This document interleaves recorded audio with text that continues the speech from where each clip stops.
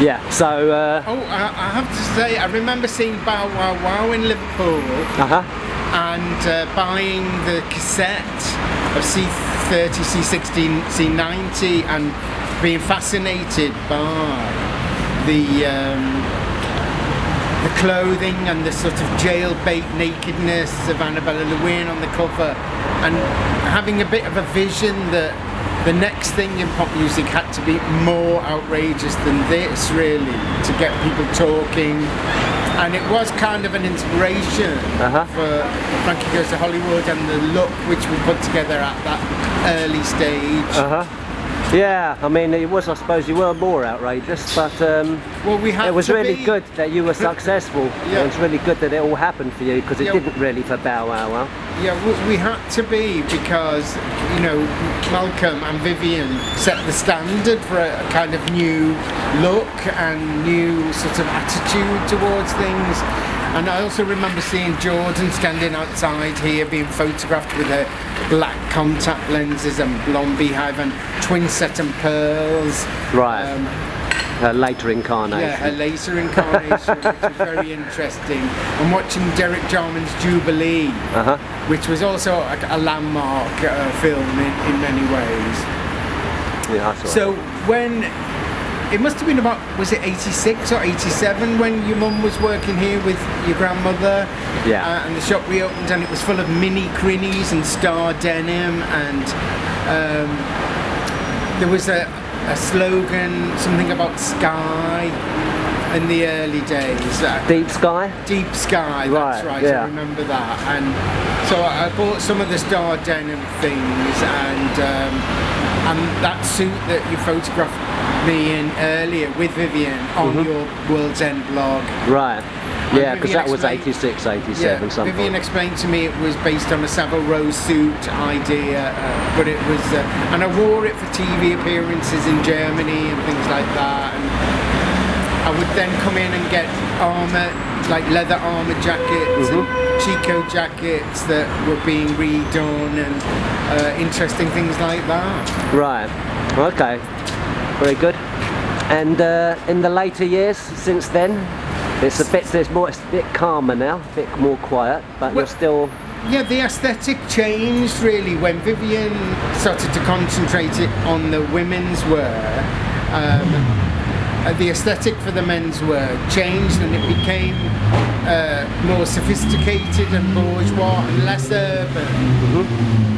So since then I mainly would buy accessories like ties or scarves or archival things that only appear in the World's End shop itself. Yeah, that's part of the World's End label now. Which to me is, it holds the most charisma and power for me, this shop, rather than the mainline shops, which I don't tend to visit as much. Okay.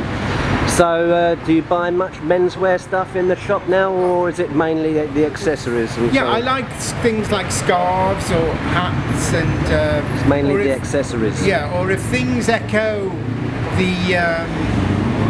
the interesting past and hold memories for me, like the Apache shirt, for example, based on the Pirate Collection, was it, or just after that? And one after there, right. It's called Savage Collection now. We had some complaints about calling them savages these days. Well, but, you know. There are some real anoraks out there, aren't there? Who know everything about the label and Vivian. It was interesting seeing her the other week being presented with an Attitude Award. My mother? Yeah, your mother. I was presented with the same award and the same night, as was Yoko Ono. And I thought how exciting that was, really. But Vivian went on about climate change for about an hour when she accepted her award, which was kind of quite funny, really. She's always like that. She says what she's got her agenda she wants to put across, which is the right one. She's not interested in fashion, really. No, that's interesting, isn't it? For someone who's, an international fashion icon, she no longer seems to be that interested in it. She's interested in other things, human rights, and it'd be interesting to know what her carbon footprint is. I know mine is very large because I've sold millions of vinyl records, which aren't the most ecological things to manufacture. You don't know that until just recently about all the things you used to buy. Yeah, I know it's interesting, but I think it's really good to highlight these issues. It's about reducing your carbon footprint, not so much having a squeaky clean one. I mean, there's a lot of work for everyone to do, I suppose. But yeah, I agree, but I also think it's important to put your hands up. You know, touring with a band and using a lot of electricity. You know, I'm not squeaky clean as far as that is concerned. But you're not exactly going to go acoustic, especially since it's a synthetic electronic music. Yeah, I do like electronic music. Have to have people, everyone cycling round the back and generating the power. Although, yeah, that could be formed for a one-off the audience should be plugged into the make energy. But everyone now kind of watches and lives through the lens of their mobile phone, don't they? It's a completely different cultural landscape to what was then, and you can't go back in time like the clock, but sometimes the past is more interesting than the present. I suppose you see it all sort of condensed to the past rather than the present, which just goes on second by second.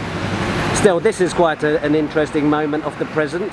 Yeah, absolutely, and you have access to it via the internet, which is a development that we would never have dreamed of back in the days when this shop began, or froze in time in a way.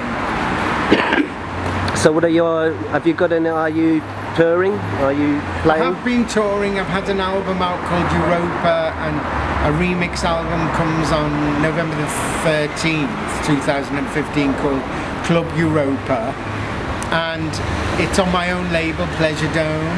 Right. And it's a cottage industry in a sense, and a lot of artists do that now. They make their own. You do it at home? Well, no, not at home exactly, but you can prepare at home. A lot of people do it just on a laptop. Your knees must be a bit sore. It was a bit sore when I put it on that lump just then, but it's all right. You can do it all in the box, as they say now, on your laptop, but I prefer to record real instruments as well. There's nothing like someone hitting something with sticks, or you know, actually playing a piano or a guitar. Do you play?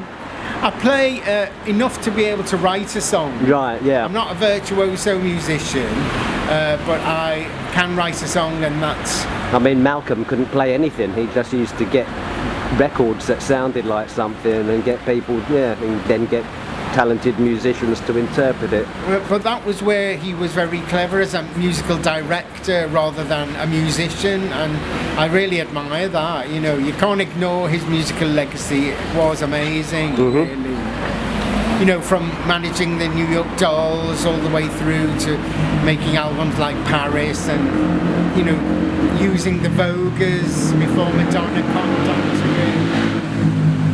There was a lot of good things that he did. Yeah. Okay, well, my knees have just about had it, and thank you very much, Holly, for coming down. You're very welcome. It took a bit of setting up, but it's taken a while, hasn't it? You turned up, and it's good enough. Brilliant. So, thank you. Thank you.